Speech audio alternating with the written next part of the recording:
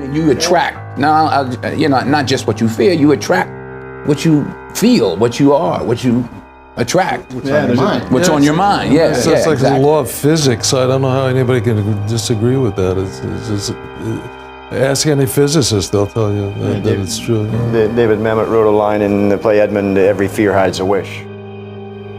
I always felt like I could do anything. That's the main thing people are controlled by. Thoughts, their perception of themselves.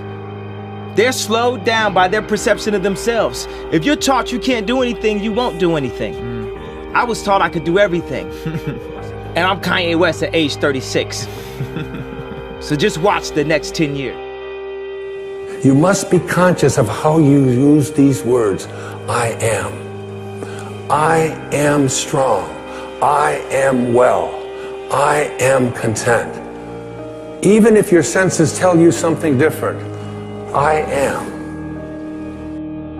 Yeah, I would visualize, This is when you were broke and poor. Right, having directors interested in me and people that I respected saying, I like your work or whatever that is. And I would visualize things coming to me that I wanted or whatever. I had nothing at that time, so it was like, but it just made me feel better. It made me, at that time, all it really was for me was kind of making me feel better. I would drive home and think, well, I do have these things. They're out there. I just don't have a hold of them yet, but they're out there.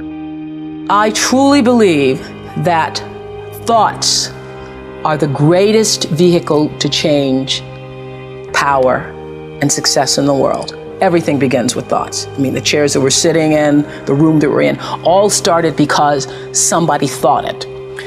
So I thought up The Color Purple for myself. I know this is going to sound strange to you. I read the book. I got so many copies of that book. I passed the book around to everybody I knew. If I was on the bus, I'd pass it out to people. And when I heard that there was going to be a movie, I started talking it up for myself. I didn't know Quincy Jones or Steven Spielberg or how on earth I would get in this movie. I'd never acted in my life, but I felt it so intensely that I had to be a part of that movie. I really do believe I created it for myself. I wanted it more than anything in the world and would have done anything to do it. Anything to do it. You'll see that putting the words I am in front of something into your mind and imagination is a very powerful way to attract into your life. Imagination. Many of our greatest thinkers have spoken about the power of imagination. William Blake said that what is now proved was once only imagined. Now think about the importance of that. If you want to have something show up in your life, the kind of person you would like to become, manifest something new into your life, something powerful, whatever it might be, you obviously must first be able to imagine it. Your imagination. This is yours and yours alone. You can place anything into your imagination that you want to place there. Independent of what anybody else says about it, independent of what your senses tell you, independent of all the evidence that may be to the contrary, you can place into your imagination an I am that represents what you would like to attract into your life and make it come into fruition. Einstein's most famous quote, one of his most famous observations, he said, imagination is more important than knowledge. Knowledge is limited. Imagination encircles the world. So many people are just so fucking obvious. They don't even realize that when they box me in or try to verbally put me in some type of box or put Donda in a box, that they're really showing their level of ignorance. They're putting themselves in a box. And, people can write all they want, but what are people doing? And if there's anybody that's out there doing, they know how hard it is to actually do. And I'm like a motivation of the doers. If everything I did failed, which it doesn't, it actually succeeds. But if everything I did failed, just the fact that I'm willing to fail is an inspiration. People are so scared to lose that they don't even try.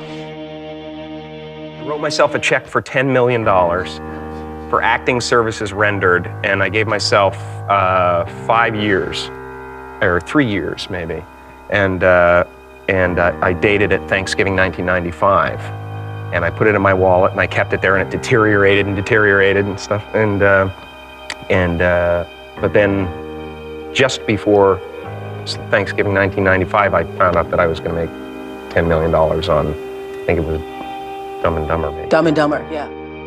You can see it here, and you have the courage enough to speak it, it will happen. So I see these shots, I see these sequences, and I don't shy away from them. A lot of times people believe in certain things, but they keep to themselves. They don't put it out there.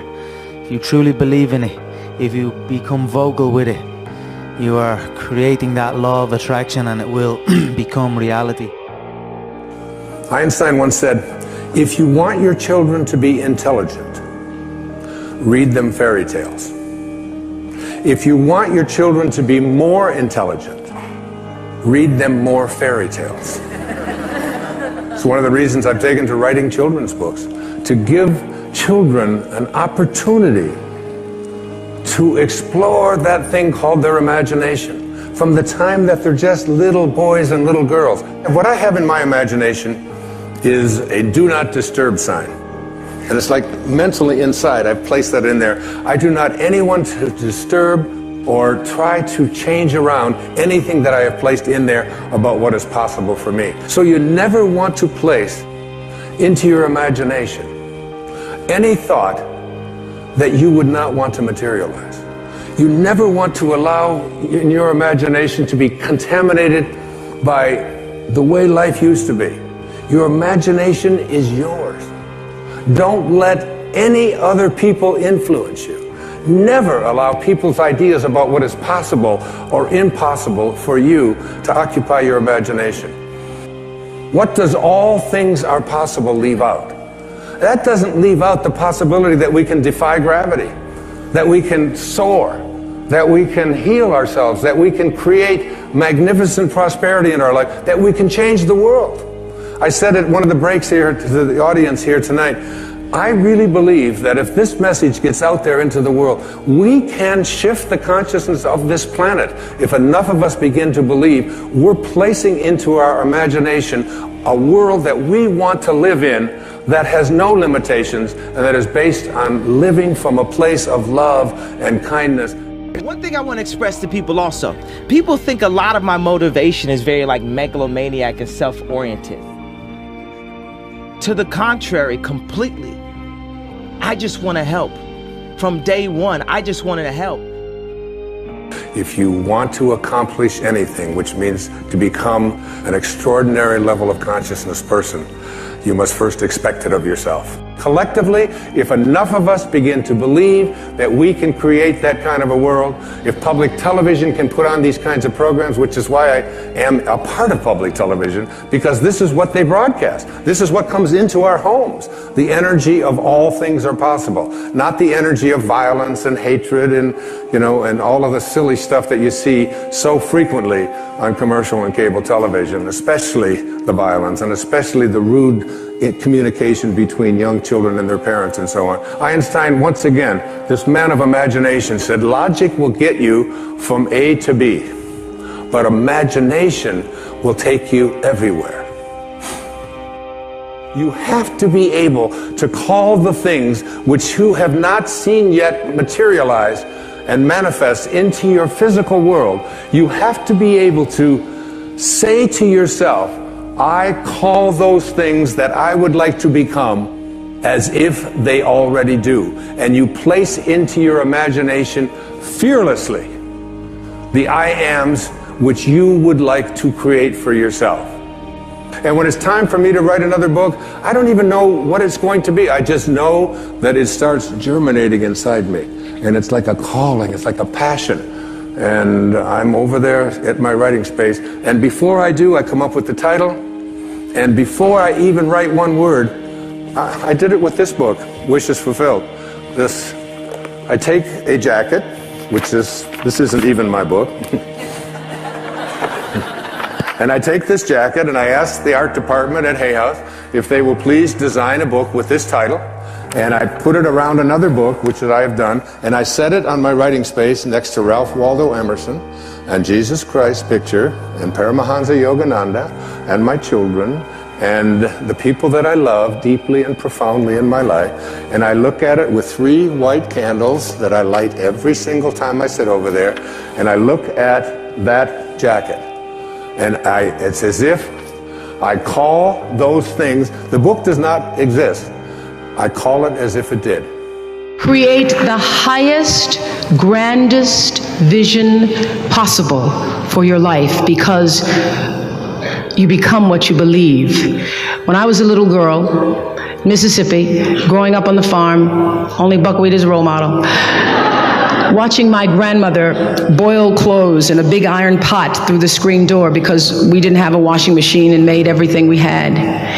I watched her and realized somehow inside myself and the spirit of myself that although this was segregated Mississippi and I was colored and female, that my life could be bigger, greater than what I saw.